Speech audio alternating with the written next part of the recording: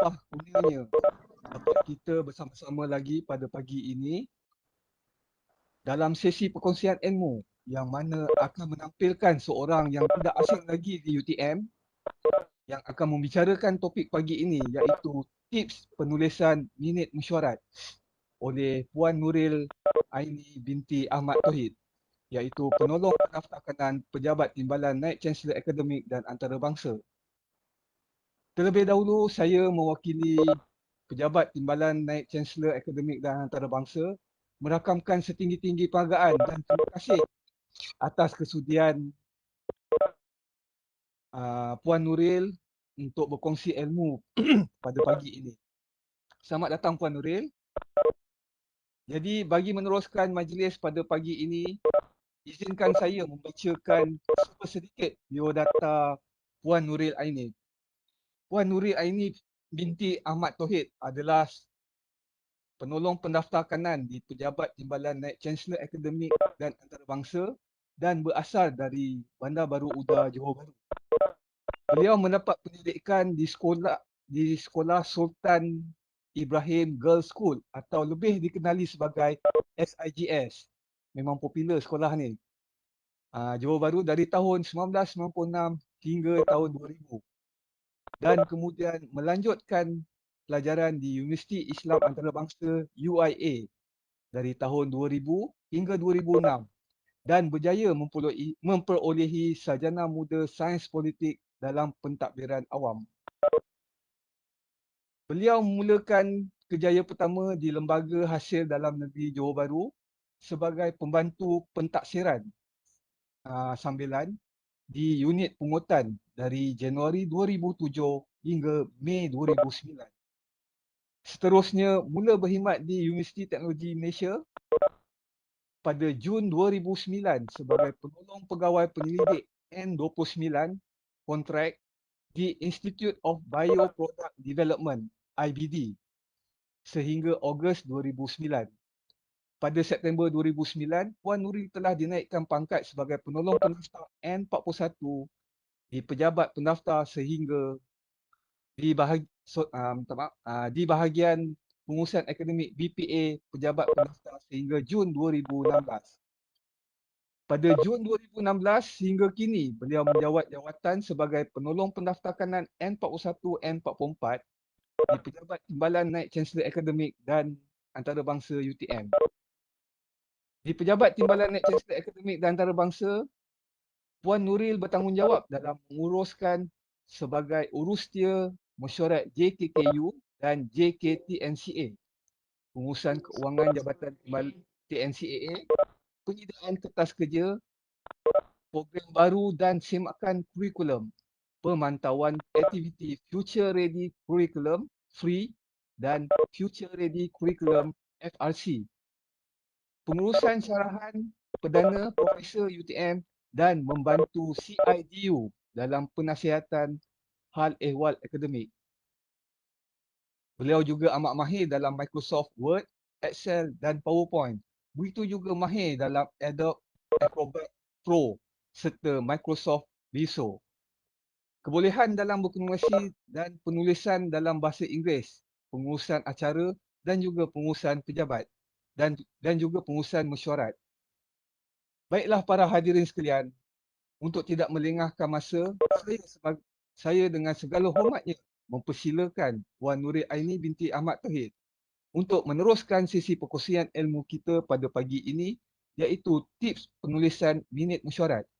Dan jika ada sebarang pertanyaan ataupun soalan, bolehlah ditulis di ruangan chat atau komen dan saya akan membacanya pada sesi Q&A. Serta jangan lupa untuk mengisi kehadiran tuan-tuan dan puan-puan pada link yang akan diberikan sebentar nanti. Dengan itu, majlis dengan segala hormatnya mempersilakan Puan Nuril Aini binti Ahmad Tauhid. Silakan Puan. Okay, Assalamualaikum warahmatullahi wabarakatuh. Terima kasih pada Cik Rozali di atas perkongsian tentang CV penuh saya daripada mula sampai sekarang. Alhamdulillah.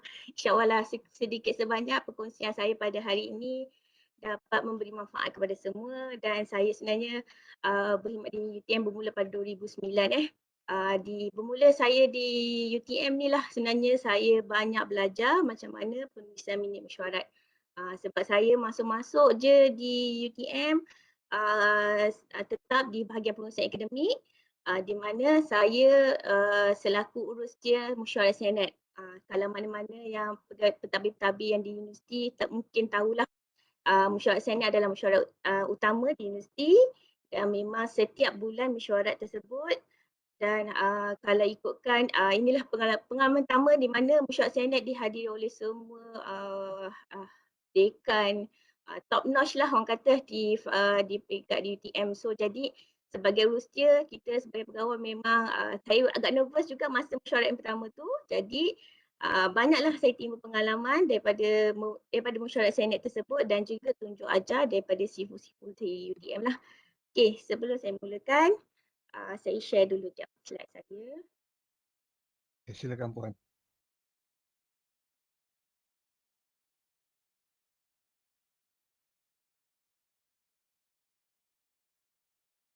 Okey, nampak ya?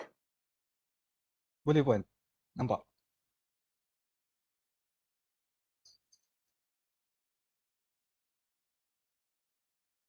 Okey. Saya sebenarnya nak share tips sebenarnya penulisan minit mesyuarat. Kalau ikutkan dari segi pengendalian mesyuarat, sebenarnya ada bermula daripada sebelum, semasa dan selepas. Di mana saya nak kongsikan di sini adalah macam mana penulisan minit mesyuarat boleh disediakan dalam masa 3 hari. Pelik kan tu? Biasanya kita sediakan mesyuarat mesti ambil masa seminggu, 2 minggu, ataupun dah next meeting baru macam minit tak siap lagi. Okey, ini antara yang saya kumpul dan saya dapat pengalaman saya sebenarnya baru lagi sebenarnya semasa saya menanggung tugas salah seorang pegawai di bahagian pusat akademik untuk handle semula mesyuarat senat, sebab saya dah tinggalkan mesyuarat senat ni agak lama, dalam 3, 4, 5 tahun, dan dari segi pengurusan mesyuarat pun sudah berbeza daripada zaman dahulu. Tapi di bawah Naib Chancellor kita, Datuk Mak Fauzi, memang dia tekankan 3 days. Maksudnya dalam masa 3 hari minit perlu siap dan dikeluarkan dan diedarkan. Ini kenapa? Sebab setiap bersalin mesyuarat kita perlu ada tindakan. Tindakan itu perlu segera dan dihantar kepada owner lah, PTG ataupun pihak yang berkaitan. Sekiranya kita sediakan minit mesyuarat agak lewat, contoh seminggu, 2 minggu ataupun dan next meeting dalam masa 2 hari, hari ni baru nak siapkan, macam mana kita nak follow up dengan tindakan kan? So ini yang pengalaman yang saya timba semasa menanggung tugas selama 3 bulan urusan mesyuarat senat baru-baru ni lah. Okay. Ini adalah panduan atau rujukan di mana UTM memang ada mengeluarkan panduan dan tata cara pengurusan mesyuarat UTM pada tahun 2010. So kawan-kawan semua boleh rujuk, boleh tengok URL ni, ataupun nanti kalau boleh je Google, cari je tajuk ni, panduan tata cara pengurusan mesyuarat UTM, akan ada link dan boleh terus klik lah di dalam URL tersebut. Panduan ni sangat terperinci daripada sebelum mesyuarat, selepas dan semasa dan juga selepas. So memang agak komplit, dan UTM memang dah sediakan maklumat ini dan kita sebagai staff ataupun sesiapa saja boleh buat jadikan sebagai rujukan ya. Okey, ni yang pertama yang perlu sebagai urustia mesyuarat ataupun pegawai ataupun yang bertindak sebagai urustia, penentuan agenda. Sebagai urustia kita perlu kena pasti berapa agenda untuk pemandangan suatu mesyuarat tersebut. Setengah agenda telah ditetapkan. Maksudnya pengerusi dah bagi tahu okey agenda ini yang perlu kita bentang untuk next meeting, minta follow up. Jadi kita sebagai urusi kita dah tahu okey next meeting ada agenda ini yang perlu bawa untuk pembentangan, dan jadi kita dah ready dari awal. Jadi daripada situ kita boleh follow up segera untuk sesuatu tindakan. Tidaklah PTG ataupun owner yang berkaitan tak tahu yang dia kena bentang. Jadi setiap kali bila kita nak mesyuarat, kita dah ready awal. So kurangnya kalau mesyuarat itu pada bulan hadapan 2 atau 3 minggu kita dah ready dah tahu dah agenda mesyuarat yang akan dibentangkan nanti semasa mesyuarat. Okey, ini adalah contoh saya bagi contoh lah. Biasanya di dalam satu agenda ada aluan pengurusi, ada pengesahan minit mesyuarat. Ini biasalah kita mengesahkan minit mesyuarat sebelum ini. Yang ketiga, kita ada laporan kepada pembangkit. Yang keempat, kita ada pembentangan kertas kerja. Pembentangan kertas kerja ni adalah biasanya untuk kelulusan sesuatu mesyuarat. Sama ada ianya dibentangkan untuk kelulusan ataupun untuk makluman. Dan hal-hal lain. Hal-hal lain ni biasanya kadang-kadang dibangkitkan semasa mesyuarat.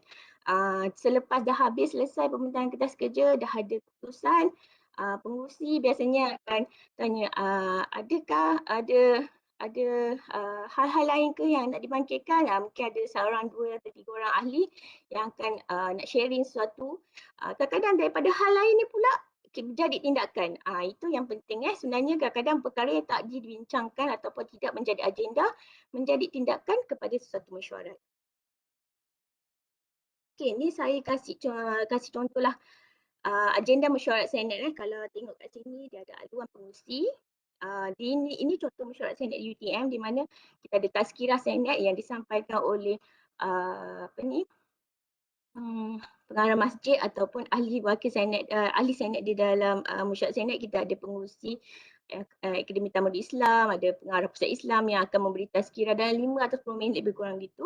Dan perkara yang ketiga adalah pengesahan minit mesyuarat yang lepas. Di mana kat sini biasa memang formal lah, mana-mana mesyuarat pun kita kena sahkan minit. Kadang-kadang pembetulan minit telah kita biasanya satu minit bila dah siap, kita akan buat edaran kepada semua ahli dan ahli bagi feedback. Minta betulkan perkara di 3.0, betulkan perkara di 4.0. Jadi perkara itu perlu diminitkan. Kita di dalam penulisan minit kita akan tulis minit mesyuarat Senate bilangan sekian-sekian diluluskan dengan pindaan. So pindaannya apa? Kita senaraikan 1, 2, 3. Kadang-kadang ada sesuatu pindaan itu dinyatakan semasa mesyuarat sebelum pengesahan. Kadang-kadang ada ahli yang menyatakan cakap, Puan ada minta betulkan salah ejaan nama saya. Contohlah. Jadi apa-apa yang semasa mesyuarat kita perlu minitkan di dalam minit mesyuarat pada hari tersebutlah. So yang keempat ni perkara-perkara bangkit lah. Biasanya perkara-perkara bangkit adalah daripada tindakan-tindakan yang belum selesai daripada mesyuarat sebelum ini. Yang ini dia ada contoh template dia lah. So yang kelima ini adalah laporan atau syur jawatankuasa tetap Senate, di mana di mesyuarat Senate kita ada banyak jawatankuasa tetap Senate, kita panggil JKTS. Ada JKTS peperiksaan, JKTS kualiti dan kurikulum dan kualiti akademik. Kita ada JKTS hal ehwal pelajar. Jadi JKTS ini adalah di bawah portfolio TNC yang berkaitan, di mana ada terdapat agenda atau laporan yang hendak dibentangkan di dalam mesyuarat Senate. Ini adalah contohlah. Salah satu contoh yang saya sertakan, kalau tengok kat sini, di bawah laporan JKTS peperiksaan dan penjazaan, kita ada letakkan kertas kerja bilangan 8/2020/2021/01 dan kurungan kelulusan. Kenapa macam ini? Kalau tengokkan 08/2020/21 itu adalah bilangan mesyuarat pada hari tersebut. 01 menunjukkan dia adalah kertas kerja bilangan 1. Numbering ni sebenarnya memang di mesyuarat Senate memang dah digunakan lah seperti ini. Kenapa? Sebab kita nak trace balik. Kadang-kadang sesuatu tindakan tu tajuk kertas kerja dia adalah sama. Macam ni, sama. Sebab setiap kali mesyuarat Senate memang bentang laporan mesyuarat. Tapi bila kita nak trace balik, bentang semasa Senate bila Oh, bilangan 8. Jadi kita akan rujuk balik di dalam sistem mesyuarat ni masa bilangan 8. Ataupun kita akan rujuk ini masa bilangan 9. Okey. Jadi kita tahu kertas kerja tersebut dibentangkan di dalam mesyuarat bilangan yang keberapa. Dan juga yang macam tadi saya cakap hal-hal lain. Yang ini memang makluman saja mengenai pindaan kalender akademik, sebab kalender akademik telah dibentangkan dan ada pindaan sedikit kita masukkan sebagai hal lain dan dinyatakan di sini pemakluman. Okey, ini contoh mesyuarat Senate. Yang ini pula contoh mesyuarat jawatankuasa kurikulum universiti lah, di mana saya urus dia. Kalau you all tengok template dia berbeza kan. Ini terpulanglah kepada pihak urus dia ataupun macam mana you all nak sediakan dalam bentuk template. Yang ini saya buat dalam bentuk jadual lah macam ni, sebab kat sini kita nampak ada masa.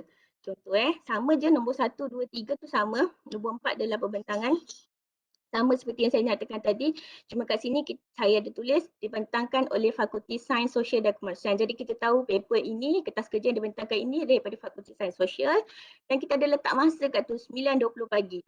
Jadi kita boleh anggarlah berapa banyak masa dan tempoh untuk suatu perundangan dan perbincangan. Sebenarnya timeline masa ni sebenarnya amat penting terutama kepada pengerusi lah untuk dia dapat tengok mesyuarat kali ni ada berapa kertas kerja. Contoh ada 10 kertas kerja. Jadi kita kena susun masa. Kalau mesyuarat mula pukul 9, kita kena hendaklah pastikan mesyuarat tidaklah melewati sehingga 1 tengah hari. Kurang-kurangnya kalau pukul 12 dah selesai pun dah cukup baik. Jadi susunan masa ni kita yang tentukan dan kita sebagai urusia perlu juga alert kepada pengurusi. Cakap Prof ataupun message ke WhatsApp ke, Prof ada lagi 3 paper lagi belum selesai, masa tu jam dah 12.30. Jadi pengerusi bolehlah alertkan kepada pembentang kertas kerja ataupun kepada yang ahli mesyuarat.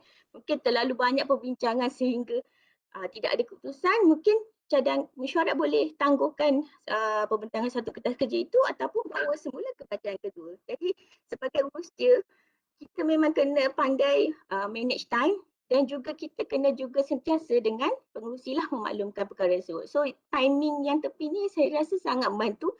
Lagi satu kenapa sebabnya nombor 1 dengan nombor 2 kalau kita tengok kat sini fakulti yang berbeza yang akan bentang. Jadi bila perkara yang pembentangan yang untuk yang kertas kerja kedua, fakulti berkaitan perlu bersedia dalam lebih kurang pukul 9.35. Mungkin dalam 9 setengah dia dah boleh ready. Jadi kita tak adalah sesuatu kertas kerja tu fakulti yang nak bentang tu daripada pukul 9 pagi dia dah ready daripada awal. Lagi-lagi sekarang ni online. Jadi kita boleh cakap, okay Prof, turn Prof untuk bentang pukul 10. Jadi dia boleh pukul 9 ke, daripada pukul 9 ke 10 dia dah boleh ready buat benda lain dah. Jadi kalau contoh patutnya pukul 10 dia bentang, tak selesai lagi ni kertas kerja yang dulu. Jadi kita sebagai urusia, Prof minta maaf, masih belum selesai lagi kertas kerja yang kedua dalam lebih kurang pukul 10.30. Jadi dia akan masuk dalam lebih kurang time tu lah. Jadi inilah main peranan kepada usia di mana kadang-kadang sesuatu agenda mesyuarat, contoh mesyuarat Senem, mesyuarat jawatankuasa pengurusan universiti di mana sesetengah agenda adalah sulit. Jadi tak semua pembentang kertas kerja masuk daripada awal. Jadi yang ada di dalam suatu mesyuarat itu adalah ahli mesyuarat tersebut dan siapa yang akan bentang mengikut agenda. Sekiranya dia selesai agenda mereka, dia dah boleh keluar lah daripada mesyuarat. Ini juga berlaku kalau mesyuarat berlaku dibuat secara fizikal lah. So kita sebagai urusi biasanya akan duduk 3 orang, akan check, okay, next siapa selepas ni, okay, readykan orangnya, tidaklah semasa mesyuarat baru nak call, cakap Prof, Puan kenapa tak masuk lagi, kita dah bentang, kita tak nak lah perkara tu sebab kita tak nak masa mesyuarat tu akan jadi terlalu lama lah ya. Okay, pengasahan kehadiran. Yang ini penting. Kita pun tahu bila nak suatu mesyuarat kita perlu mengesahkan kehadiran ahli dan daripada senarai ahli itu kita tahu ada ahli yang hadir, ada ahli yang turut hadir dan perlu direkodkan. Kadang-kadang ahli itu tak dapat hadir, dia hantar wakil. So bila dia wakil dia akan jadi di dalam penulisan minit di perkara turut hadir ya. Okay, ini contohlah saya bagi Prof. Profesor Dr. Isyamuddin TNCA dan dia juga pengurusi mesyuarat 4/4. Kenapa 4/4? Sebab mesyuarat tu telah berlangsung sebanyak 4 kali dan beliau mempengerusikan mesyuarat sebanyak 4 kali. Kalau tengok kat sini ada Puan Hanifah, Timbalan Pendaftar Kanan, Puan Lelawati, kat sini nampak okay, 3/4. Kenapa 3/4? Sebab dah bila sudah 4 kali mesyuarat tapi ada satu mesyuarat beliau tidak hadir. So 3/4 kita catatkan dah di dalam kehadiran. So contoh Cik Syazwani, beliau kerani, pembantu takbir dan dia mencatat minit. Kita tulis kat sini pencatat. Jadi kita boleh nampak di dalam minit mesyuarat tu kita ada pengurusi, kadang-kadang ada juga dalam suatu minit mesyuarat kita ada setiausaha, ada juga lagi satu pencatat lah. Jadi kita tahu siapa yang menyediakan suatu minit mesyuarat. Yang seterusnya, okay, sila pastikan nama, jawatan dan PTJ adalah tepat. Ini memang sangat-sangat penting ya.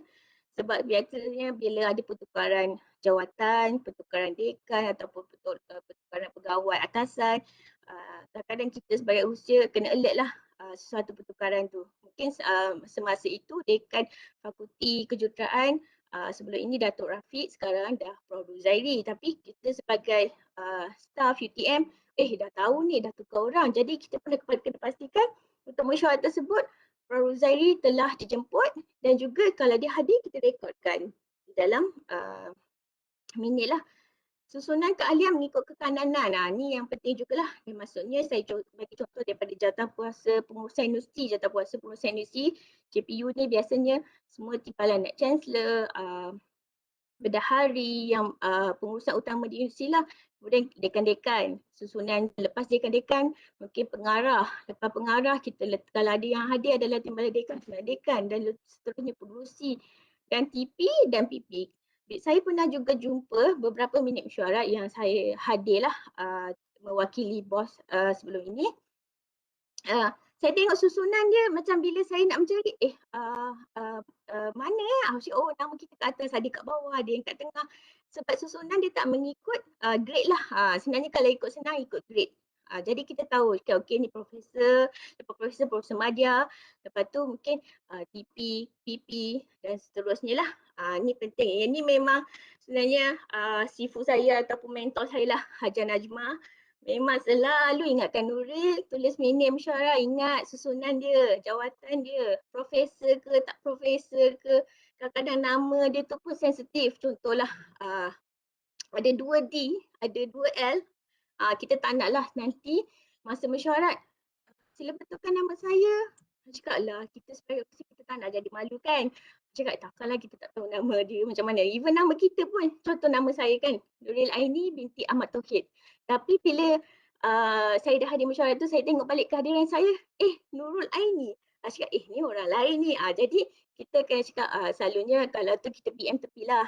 Cakap, maaf minta nanti betulkan nama saya. Tapi ada juga setengah ahli, dia cakap semasa mesyuarat. Jadi kita sebagai rusia ataupun pegawai, kita tak nak benda tu berlaku. Kita tak naklah, kita sebagai rusia dah handle mesyuarat ni dah 5-6 kali, takkanlah salah ejen nama lagi kan. Jadi itulah yang kata, kena alert, kena sentiasa check walaupun nampak simple tapi sebenarnya memberi impak lah.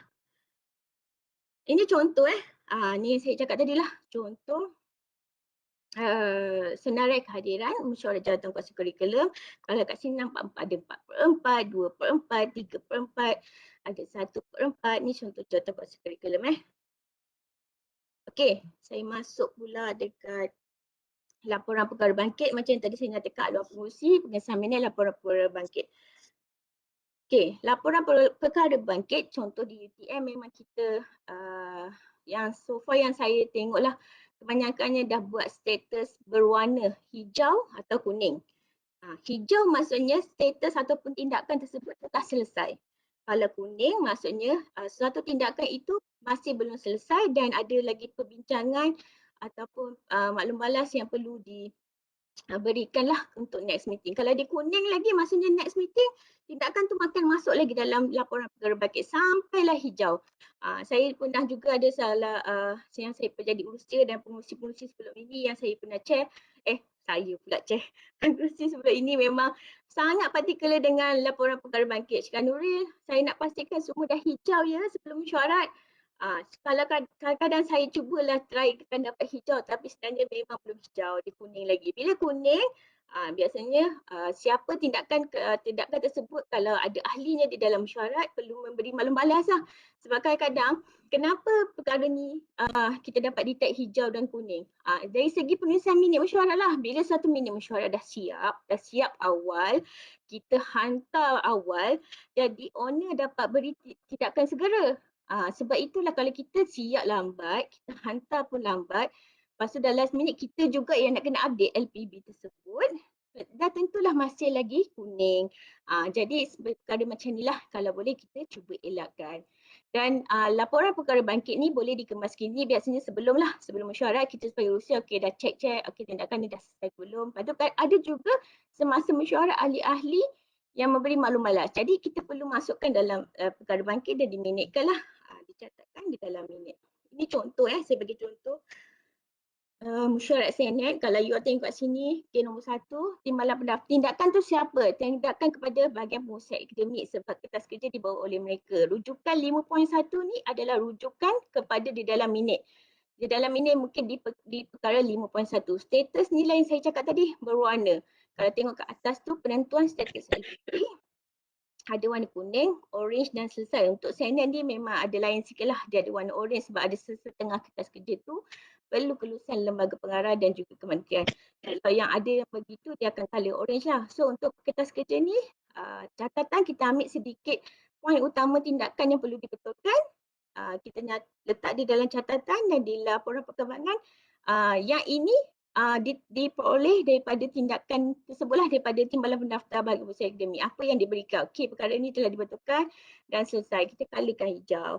So daripada sini kita boleh nampak, oh contoh ada 20 tindakan laporan perkara bangkit, laporan perkara berbangkit, ada 10 selesai, 10 dalam tindakan. Jadi senang kepada pengerusi, okey, mana lagi yang kuning, mana lagi tidak selesai, biasanya dia akan terus scroll pada perkara yang masih dalam tindakan lah. Ini memain peranan juga lah untuk satu tindakan di dalam putusan mesyuarat. Dan ini pula contoh mesyuarat saya lah, jawatankuasa kurikulum saya buat coding color dekat nombor bilangan satu. Bilangan tu lah warna kuning ataupun saya ada color kuning, kalau tak selesai lagi, kalau dah selesai hijau. So kita akan nyatakanlah kat tepi ni kenapa masih dalam tindakan, kadang-kadang fakulti belum kemas kini lah sebab jawatankuasa kurikulum universiti melibatkan semua kertas kerja dan pembentangan berkaitan dengan program baru, semakan kurikulum. Dia tak semudah itulah bentang hari ini. Apa tu? Bulan depan lah mesyuaratkan, jadi kena pastikan. Ini suara sebab nak dengar dia, tadi tak boleh nak dengar. Boleh tolong mute kan? Okey. Okey, ni contoh mesyuarat jawatankuasa pengurusan universiti. Saya tutup sikit lah sebab sulit kan. Ni saya bagi contoh. Jawatankuasa pengurusan universiti ni lagilah sebagai usia saya kenal sangatlah kawan-kawan saya dulu, Puan Hazila, Puan Noli, sekarang ni Cik Nurin. You bayangkan jawatankuasa JPU ni, mesyuarat dia setiap 2 minggu. Kalau setiap 2 minggu, minit tu nak kena siap lagi awal kan.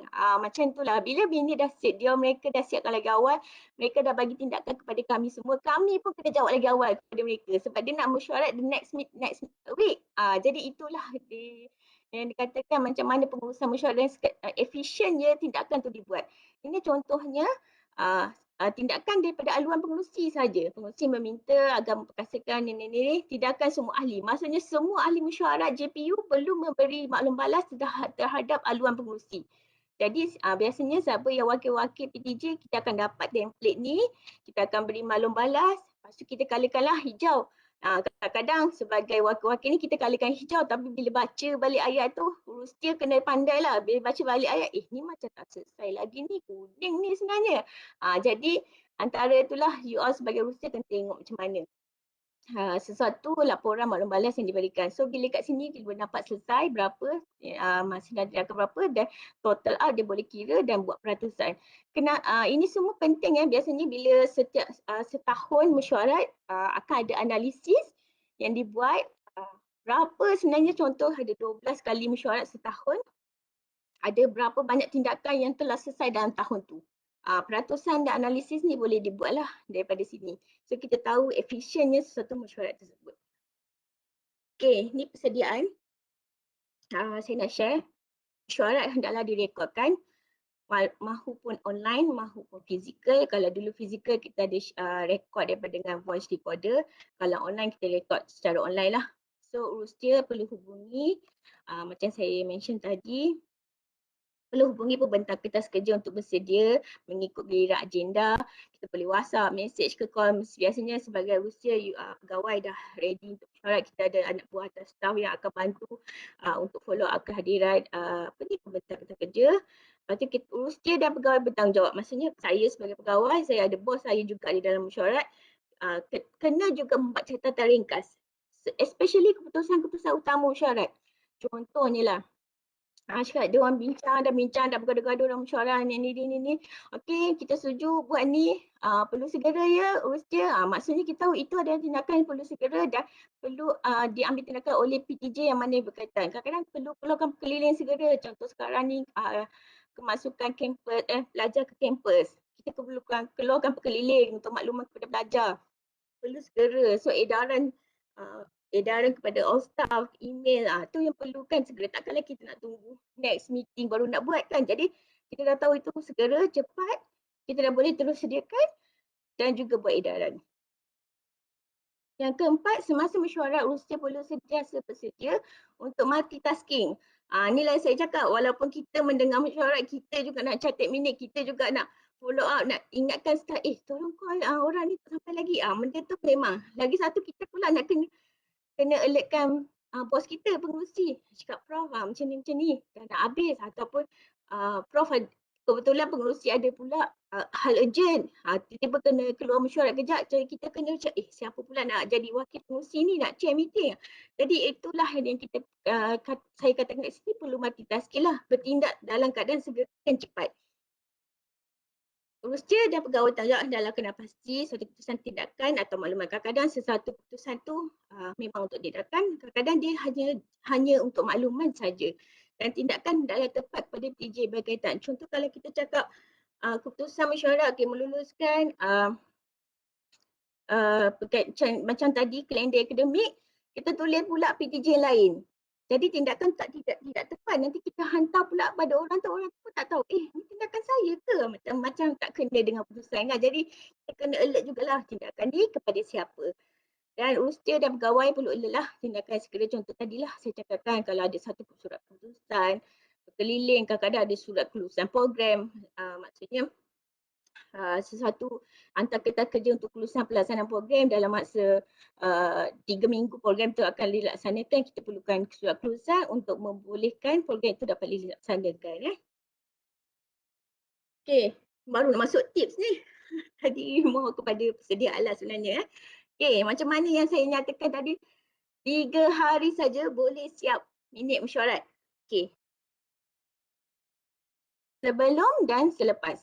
Yang pertama sekali, perlu ingat sebelum mesyuarat, yang pertama urusnya hendaklah draftkan kehadiran ahli mesyuarat sebelum mesyuarat, dan semasa mesyuarat nanti kita kan tahu kan, contoh tadi saya cakap kita ada 60 orang ahli, kita dah sahkan kehadiran mereka, ataupun kalau nak senang masuk semua 60 orang ahli dalam minit tersebut, nanti masa-masa mesyuarat, okey 10 orang ni tak hadir, kita dah tinggal tarik je nama dia pergi kat bahagian tidak hadir.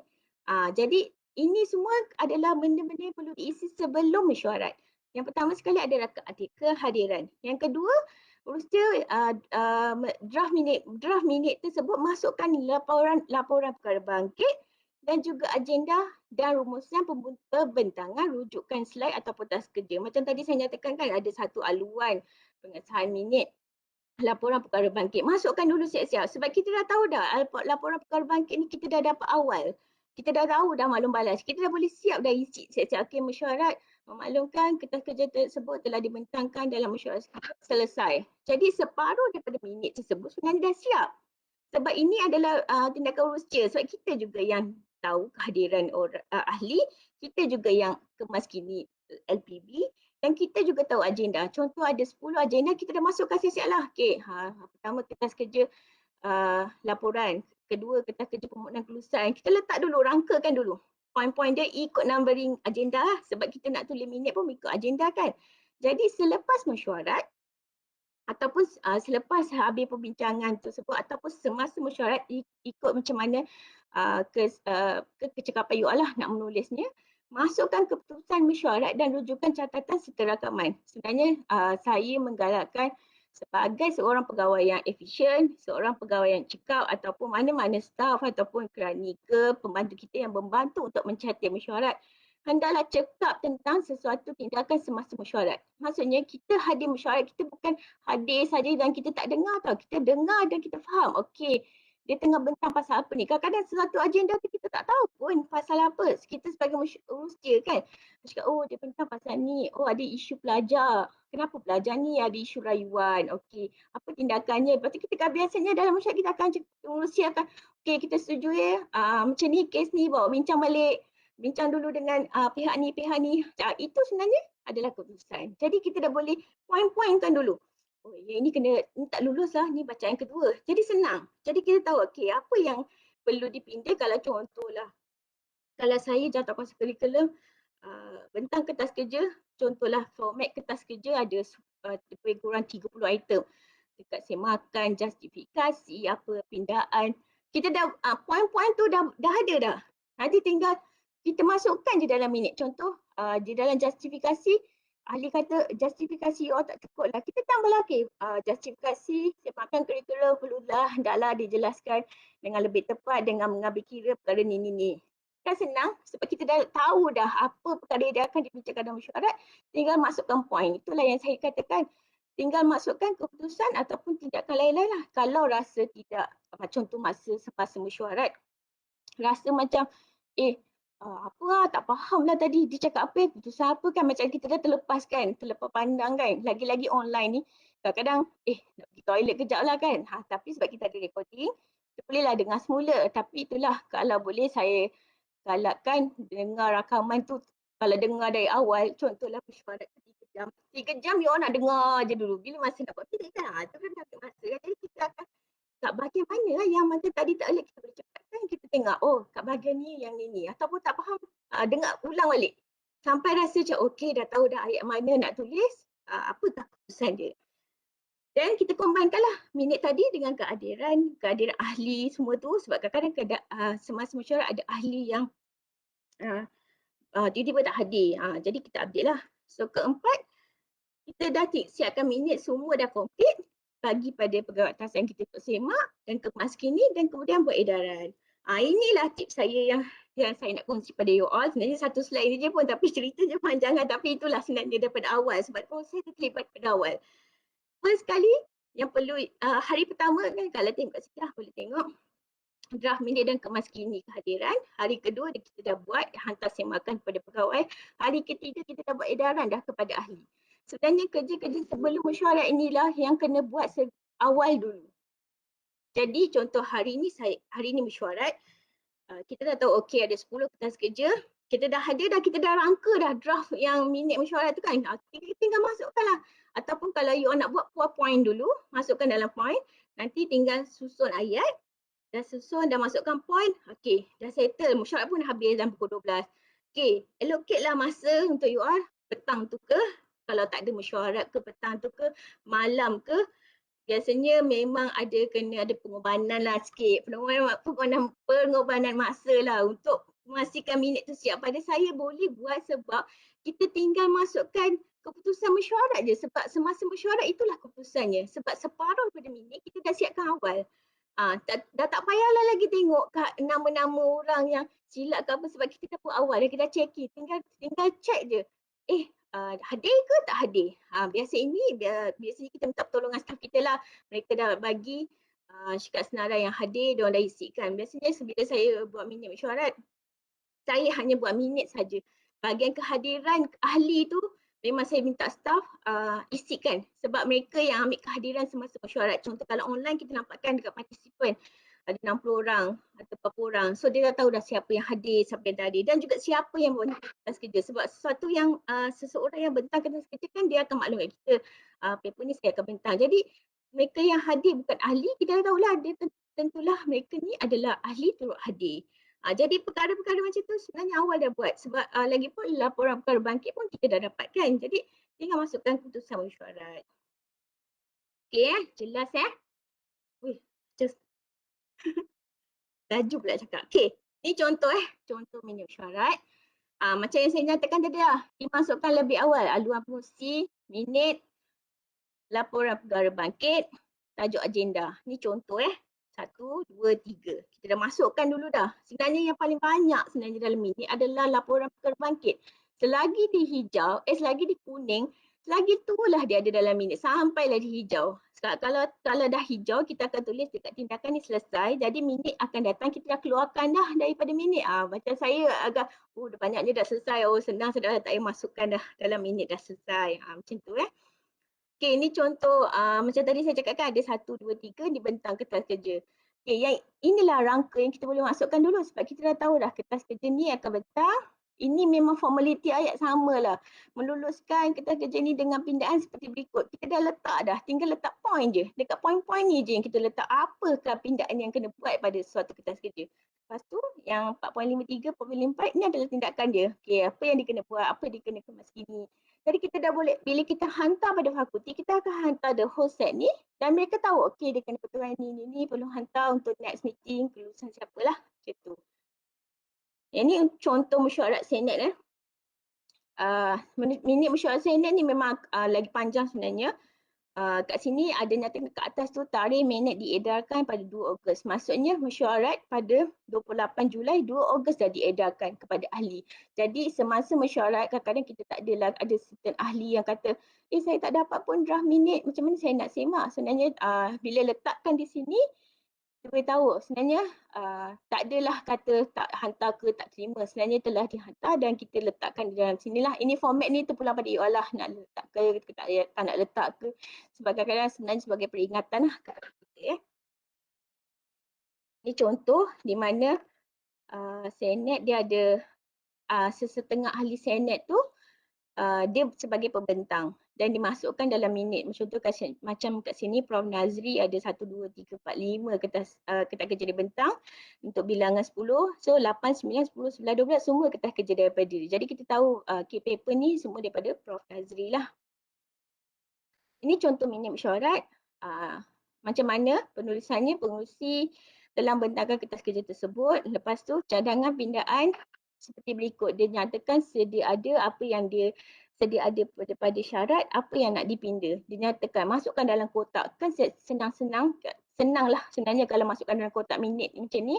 Jadi kita nampak sebab dia pindaan pada syarat kemasukan yang sebelum ini macam mana, selepas ini macam mana. Jadi kita boleh nampak perbezaan. Penulisan minit ni sebenarnya kena fleksibel dan macam mana bila seorang luar ataupun orang sebelum ini yang untuk ambil tindakan dah faham minit tu. Kalau you buat ringkas sangat, kadang-kadang yang ambil tindakan tu mungkin datang bos kita, yang ambil tindakan pegawai yang lain. Pegawai lain baca minit pun, ni tindakan apa ya? Jadi sesuatu penulisan mesyuarat tu hendaklah jelas dan tepat dan jadi maksudnya sesiapa yang untuk ambil tindakan dapat buat dengan segera. Tak adalah kita call balik dengan urus dia, puan saya tak faham lah minit ni pasal apa sebab kita tulis ringkas sangat. So tak boleh ya. Kalau boleh biarlah jelas dan tepat. Yang ini contoh pembentangan dia bagi laporan. Contoh sini kita tekan siapa yang bentang, mesyuarat dimaklumkan ni sistem ni adalah sistem apa. Kita bagi sikit background. Kadang-kadang setengah kertas kerja takkanlah kita bentang lulus. Kadang-kadang perlu dibagikan background, cerita tentang kertas kerja tu pasal apa ataupun laporan tu pasal apa. Macam ni dibagi tahu fungsi database tu pasal apa, SME itu terbagi kepada apa dan dia boleh capai kepada apa. Dan kemudian nyatakan pula ada bengkel telah dibuat, patutnya ini untuk makluman semua dan tindakan kat bawah. Minta tindakan fakulti, sekolah, ni nyatakan. Jadi kita boleh nampak daripada awal, ni latar belakang ceritanya. Ada yang untuk makluman sahaja, memang sebab ni kan dia bagi tahu kan background, so kita cakap okey yang 1 hingga 7 makluman tapi tindakan dia yang ini. Jadi bila kita hantar kepada dekan fakulti ke sekolah ke, kita janganlah hantar yang sikit ni, memohon jasa baik ni. Kalau baca pun mestilah tak faham apa yang jasa baik, apa yang dia nak minta kita tolong. Jadi kita kena hantarlah dari awal, kasih sikit cerita. Jadi tak adalah nanti tiba-tiba dapat LPB daripada Rusia ke mana yang mesyuarat, bahagian tindakan ni je kita hantar. Kan dia kena bagi sikit feedback lah, background pasal satu mesyuarat tersebut lah. Ini contoh saya. Habis dah akhirnya. So harap-harap semua dapat tengok contoh-contoh yang saya dah berikan. Contoh, okey. Sebelum Abang Zali, Cik Zali, sebelum masuk kepada soalan, saya ada sedikit quiz lah. Tak adalah quiz. Saya kasih contoh kesilapan di dalam minit. Nak mohon kawan-kawan semua kalau tak ada, kalau tak boleh nak kita mutekan suara, mungkin boleh tulis dalam chatting. Apakah kesilapan pada minit ini? Okey, saya bagi contoh yang pertama. Okey, ini berkaitan dengan kehadiran. Tengok tengok betul kehadiran mesyuarat.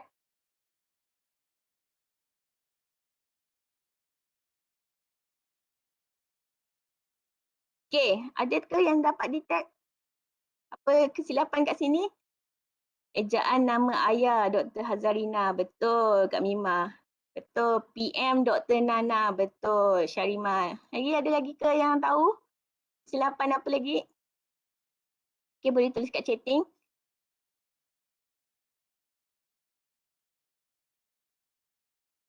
Puan Hanifah, apa tadi? Tak ada kanan, betul. Jawatan Puan Hanifah. Okey, betul Kebanyakan dapat jawab yang tepat. Itulah yang saya katakan tadi pada awal, jawatan dan nama. Puan Lelawati, Binti bukan Bin. Tu pun penting juga. Saya ni puan lelaki. Macam tu kadang-kadang ada juga nama, contohlah sahabat saya nama dia Nurul Amri.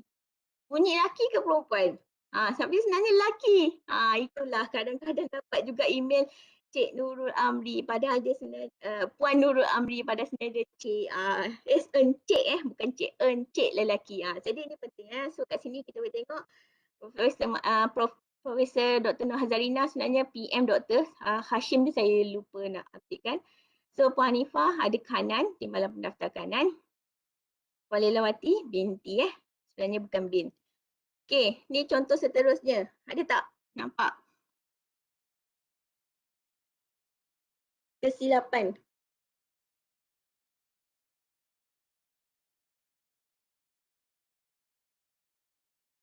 Betul, ejaan kalender bahasa Inggeris. Kadang-kadang kita tulis dalam Microsoft Word ni kan, dia kan auto correct lah perkataan-perkataan macam ni. Betul, lagi satu numbering. Nampak macam remeh kan? Tapi sebenarnya ada ahli mesyuarat yang very particular yang memang ini numbering salah ni puan. Salah ni kena betulkan. Lepas tu keejaan kalender ni salah. Sedangkan kita ni kadang-kadang bukanlah nak cakap apa. Kita dah buat sampai berhelai-helai mesyuarat tetap juga ada kesilapan. Yelah kadang-kadang tak perasan kan numbering tu kadang-kadang dia auto, kadang-kadang tak auto. Perkara-perkara macam itulah. Okey, dengan itu saya ucapkan terima kasih kepada semua yang telah hadir pada sesi syarahan saya pada hari ini. Saya harap semua dapat input dan manfaat. InsyaAllah saya akan bagi slide ni, saya akan share pada you all semua. Kalau sesiapa yang bukan di dalam UTM, mungkin di luar UTM, mungkin boleh kontak dengan Rusia lah macam mana nanti untuk edaran. Saya harap dapat memberi manfaat kepada semua dan soalan, kalau ada soalan boleh share, boleh tanya. Ya Puan, memang ada beberapa soalan yang dikemukakan. Okey, kita tengok dulu soalan di Webex dulu ya. Soalan satu daripada Puan Nur Fadilah. Beliau bertanya, bagaimana kaedah atau cara mudah untuk pencatat minit mencatat bersekali perlu menjalankan tugas menjaga slide? Maknanya pencatat minit ni dia kena buat dua kerja. Okey, faham. Ha, Okey, kita pun ada dua tangan kan. Satu nak jaga slide control, nak control pembentang. Nanti kalau pembentang kata dah next, kita tak next lagi. Lepas tu kita ni nak catat minit. Salah satu cara sebab satu bila kita pakai laptop ni kita dah control mesyuarat. Masa mesyuarat inilah yang nak pancarkan slide, mesyuarat inilah nak control semua everything. Lepas tu kita nak tulis minit. So cara yang saya selalu buat dan selalu saya minta tolong staff saya bantu. Tips yang ni pun saya dapat daripada Hajar Najma yang memang masa saya masuk dia buat macam ni dan saya follow. Kita dah ada agenda mesyuarat, kita dalam Word lah kan. Contoh kita dah ada agenda, kita dah susun tadi agenda 1 sampai 6 dengan hal-hal lain. Dekat perkara agenda tu you buatkan space. Macam buatkan satu muka surat. So kita dah lagi satu cara bila time aluan pengurusi tu memanglah tengah berbincang. Jadi kita terus kat aluan ni dah tulis poin-poin terus tulislah dekat dalam you punya kertas. Ataupun kalau lagi satu cara kalau minta tolong pada staff, kalau bukan pegawai yang jaga slide, staff yang jaga slide, contoh saya kadang-kadang ada staff saya juga yang bantu macam Cik Syazwani, dia kan jaga slide, jadi saya tinggal tulislah dekat poin saya dekat dalam kertas. Jadi kita kena bagi-bagi tugas lah sebenarnya kepada staff juga. Kalau memang kita staff pula tak boleh masuk dan kita saja kontrol, memang you all kena kena gunakan kemahiran menulis dan semasa jaga mesyuarat, sebab kadang-kadang satu mesyuarat tu tak adalah dia nak next je kan, bila perbincangan biasanya stop kan slide tu, jadi kita boleh tulis lah point kita, kena ada satu kertas lah ataupun notebook ke, ataupun you ada notebook ke, iPad ke, apa benda lain yang untuk you all terus tulis, macam tu. Contoh bila online sekarang ni, kita pun berada di rumah, staff saya akan bantu untuk slide dan saya cakap okay, saya akan buat catatan lah. So saya akan buat catatan ringkas je. Okay, saya dah siapkan sikit poin-poin, nanti saya tinggal bagi pada staff. Okay, saya dah kasih poin-poin, tinggal you all masukkan lah. Kalau kita staff lah yang bantu menjadikan minit, kalau kita yang menjadikan minit, kita dah tinggal masukkan poin kita je lah. Nanti lepas habis mesyuarat, kita masukkan. Ada lagi? Okey, soalan yang kedua. Penulisan minit mesyuarat ini edisi UTM ke daripada Puan Zanaria? Beliau bertanya. Oh, okey. Kita ada format dalam panduan dan rujukan tata cara pengurusan mesyuarat. Memang ada format tersebut lah. Ada penulisan minit mesyuarat. Kalau ikutkan sama je, mesti ada aluan, pengesahan minit, laporan perkara, bangkit dan pembentang kertas kerja. Tapi dari segi maksudnya format dia tadi. Macam mana? Penulisan Ya. penulisan Penulisan tersebut. minit. Okey, penulisan minit sebenarnya sebagai orang yang tak pernah buat minit, antara yang saya dapat adalah daripada masuk kerja, saya kena rujuk penulisan minit sebelum ini. Contohlah you handle satu mesyuarat tu, you kena rujuk macam mana pegawai sebelum-sebelum ini membuat penulisan. Contoh cara permulaan ayat dimulakan macam mana, ataupun dia bila sesuatu tindakan dibuat macam mana, ataupun kalau nak lagi mudah ataupun nak dapatkan tunjuk ajar, jumpa dengan pegawai sebelum, mungkin pegawai tu dah pindah ke jawab lain, cakap puan cik boleh tak ajar saya macam mana nak buat minit mesyuarat ni. Kita kena ni lah, sentiasa bertanya dan membuat bacaan dan rujukan minit-minit sebelum ini. Itu sebenarnya dari segi penulisan minit lah. Biasanya saya masa masuk buat minit mesyuarat senet, kalau kertas tu ada 20 page, semua merah. Sebab Hajar Najma memang sangat particular dari segi penulisan minit, sebab kita biasalah tak ada pengalaman menulis minit. Jadi daripada merah-merah itulah dah tinggal kurang dah merah. Jadi saya dah tahu okay, sebenarnya macam ni penulisan dia. Jadi sebenarnya walaupun kita pegawai yang menyediakan ataupun anak buah kita yang menyediakan, kita sebagai yang menyemak ini perlulah sama. Maksudnya sama juga teknik macam mana penulisan minit tu dan macam mana kita nak betulkan minit tu dan bagi tahu pada anak buah kita. Kadang-kadang mungkinlah anak buah kita puan saya tak jelas lah poin ni, lepas tu saya biasanya akan cakap tak apa, tinggalkan dulu, nanti saya masukkan.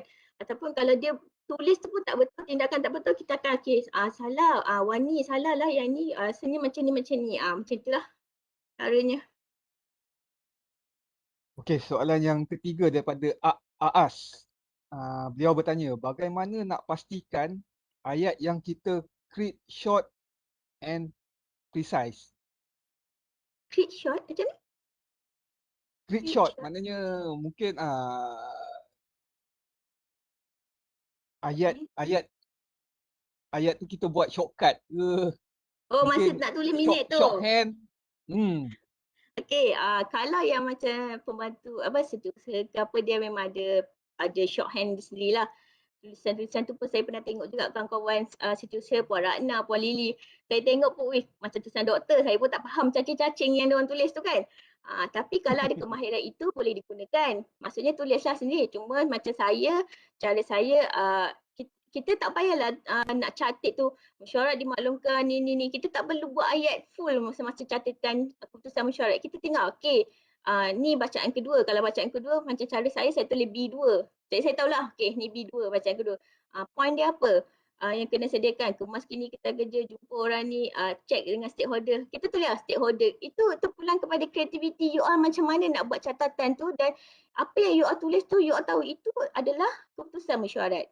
Apakah pindaan mesyuarat? Iaitu sebenarnya kreativiti masing-masing lah macam mana cara penulisan.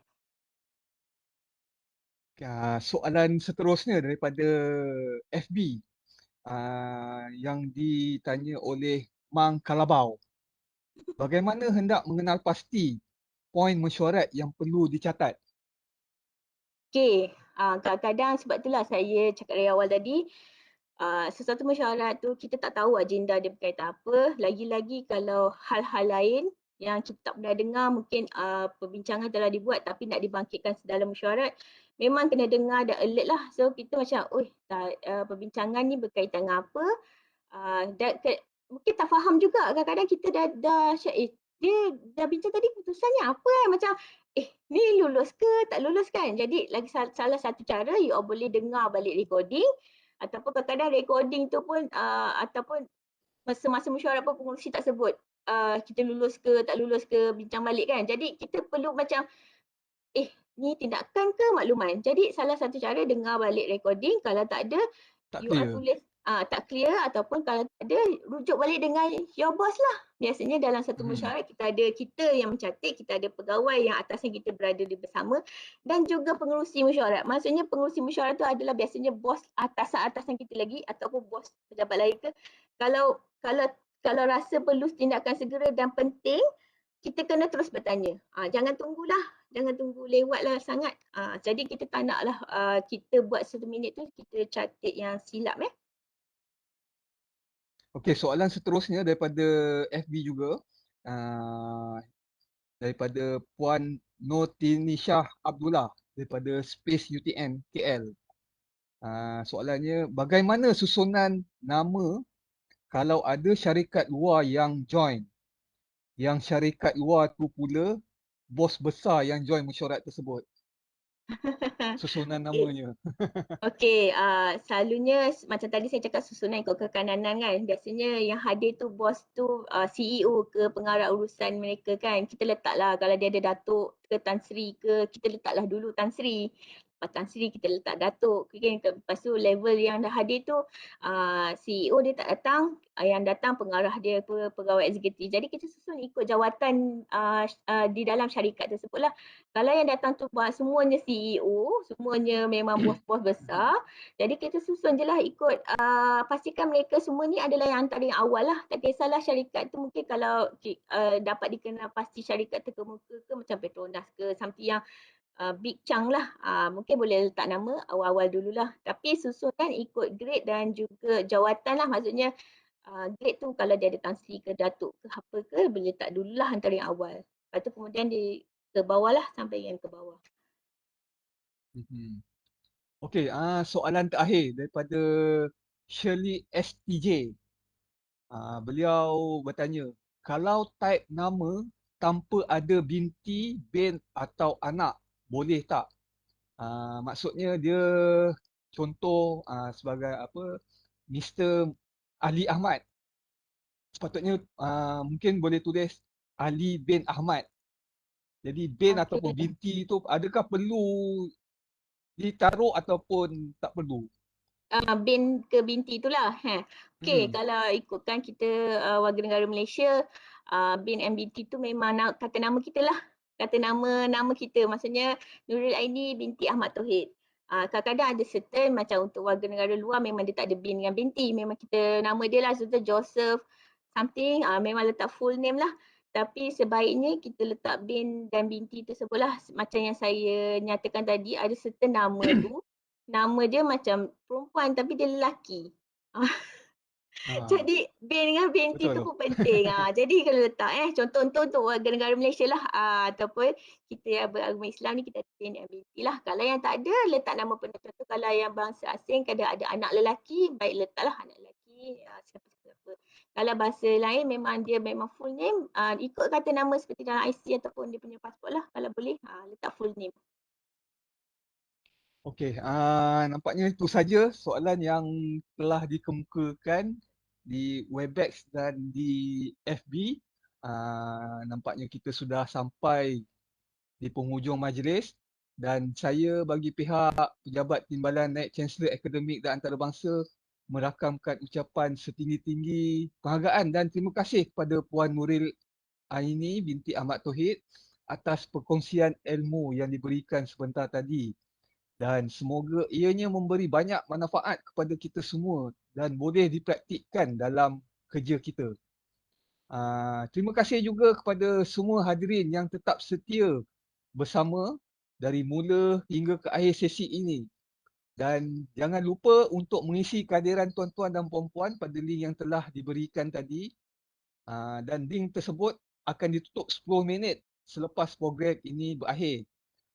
Saya juga bagi pihak pejabat Timbalan Naib Chancellor Akademik dan Antarabangsa juga mengucapkan terima kasih atas kehadiran staf-staf UTM serta daripada universiti luar yang lain yang turut serta seperti UPSI, UNIZA, UKM, Hospital Permai, UCTS dan UTHM.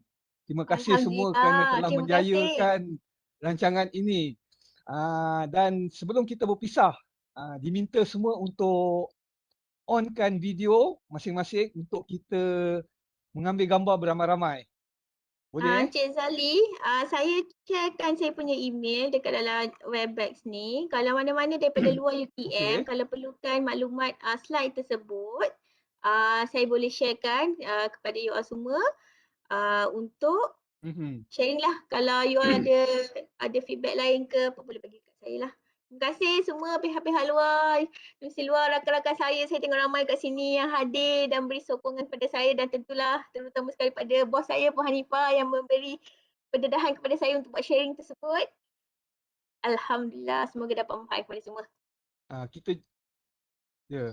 Kita juga akan paparkan rakaman dan slide di FB.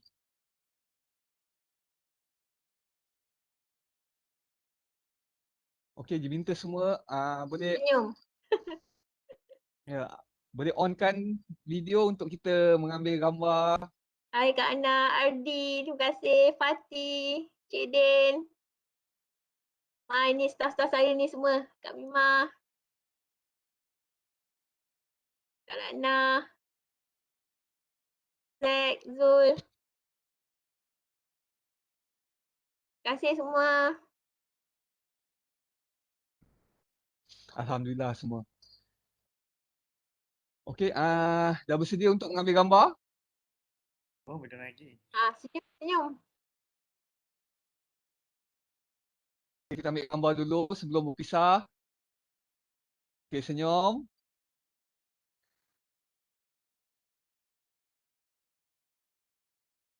Okey, 1, 2, 3.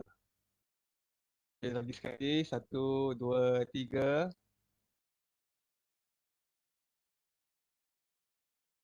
Okey, alright. Jadi sekian saja. Diucapkan terima kasih kepada semua yang telah sudi untuk bersama-sama dengan kami dalam sesi perkongsian ilmu ini. Semoga kita dapat berjumpa lagi di lain sesi perkongsian. Saya dengan ini sudahi dengan Assalamualaikum warahmatullahi wabarakatuh dan selamat sejahtera. Terima kasih semua. Waalaikumsalam. Waalaikumsalam. Terima kasih. Sama. Terima kasih. Cik Nuril. Terima kasih.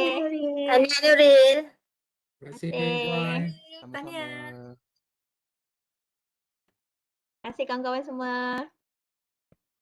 Congrats Nuril.